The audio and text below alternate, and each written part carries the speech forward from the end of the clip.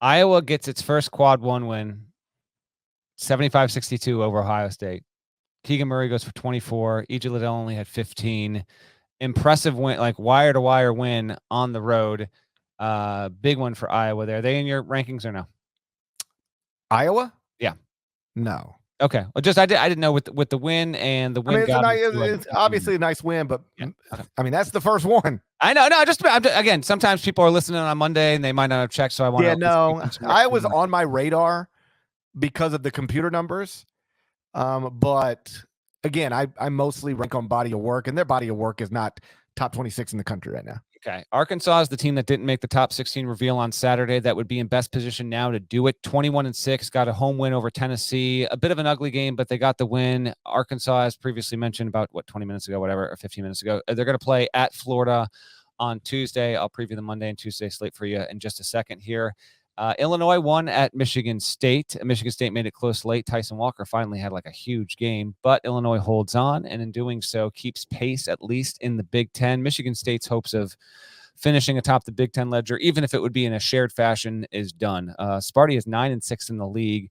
Meantime, you've got Purdue, Illinois, Wisconsin tied with 4 league losses overall. Kofi Cockburn maintains his case for first-team All-American and National Player of the Year. Chase, you just, again, we have such a crowded field for this, and I think it's absolutely fantastic.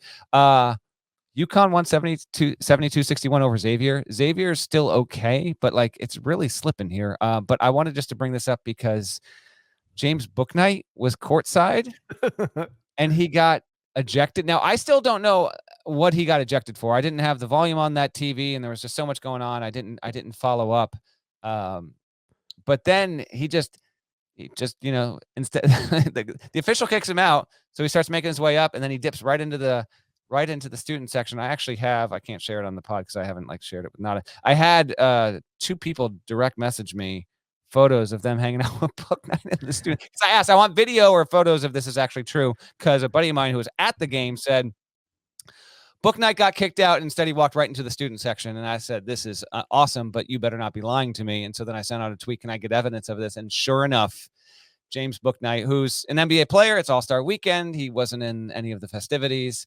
I thought that was just a power move, man. Did you happen to see that? I did. If you're an official, don't you just have to? I get it. He was on the court with his phone. I get it. It's also James Bouknight. Don't you just have to say, yo, man, you don't sit down and don't make me do anything. Don't you have to have a little more patience with James Bouknight than just your random idiot fan? I would think so. I still don't know what even why it happened the way it happened, but I don't know. By the way, I got to give our guy Chris Hassel some love here. So he's on the call for UAB North Texas, previewed on the Friday show. Hopefully this isn't too loud, too soft here. Here's how North Texas extended its winning streak. Chris Hassel again on the call. Switch, big on little here.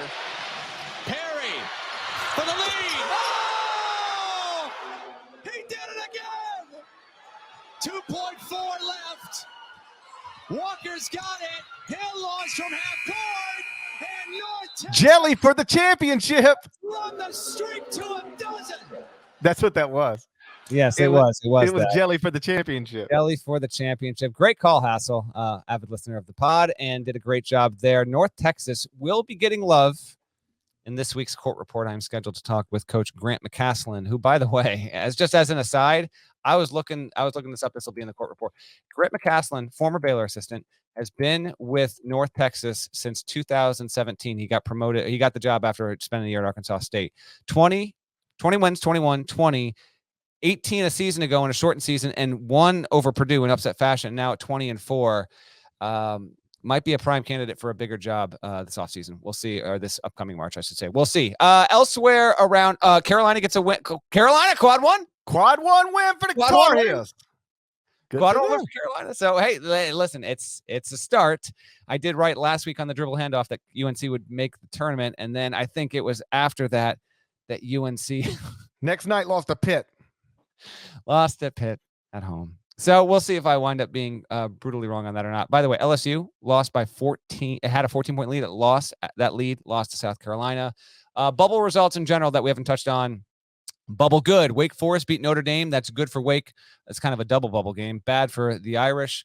Wake Forest is clearly a tournament team as of right now. North Texas, I mentioned. I think North Texas actually has a bubble case at this point with that win. They might not need it, but I think they've got a serious bubble resume at this point. Davidson beat St. Louis. Not much of a bubble team, but like if you lost it, you would have been.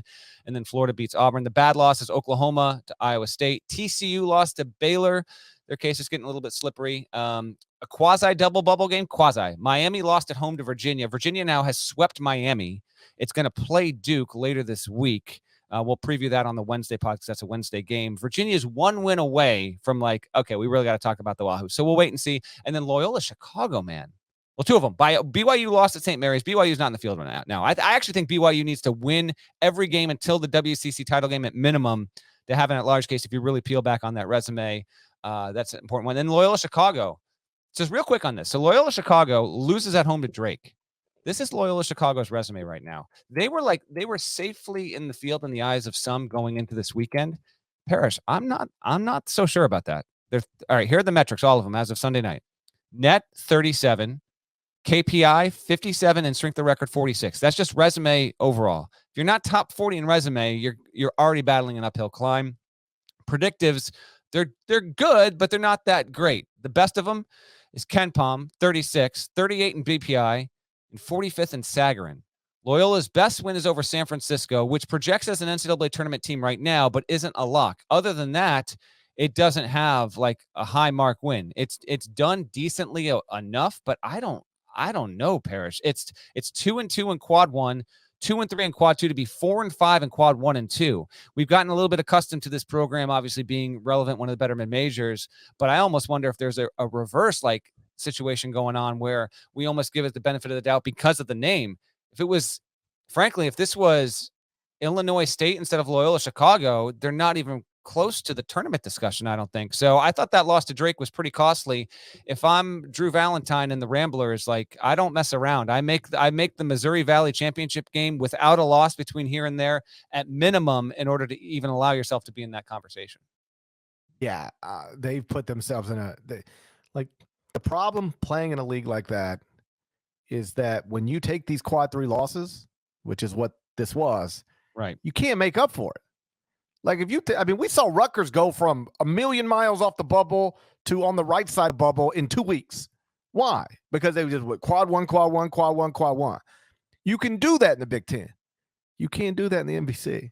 And so, the problem for a team like that is that I'm looking at the rest of the schedule.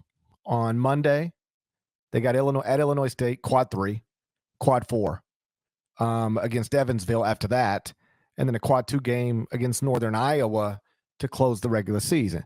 So you don't really have the Northern Iowa game can help you, I guess.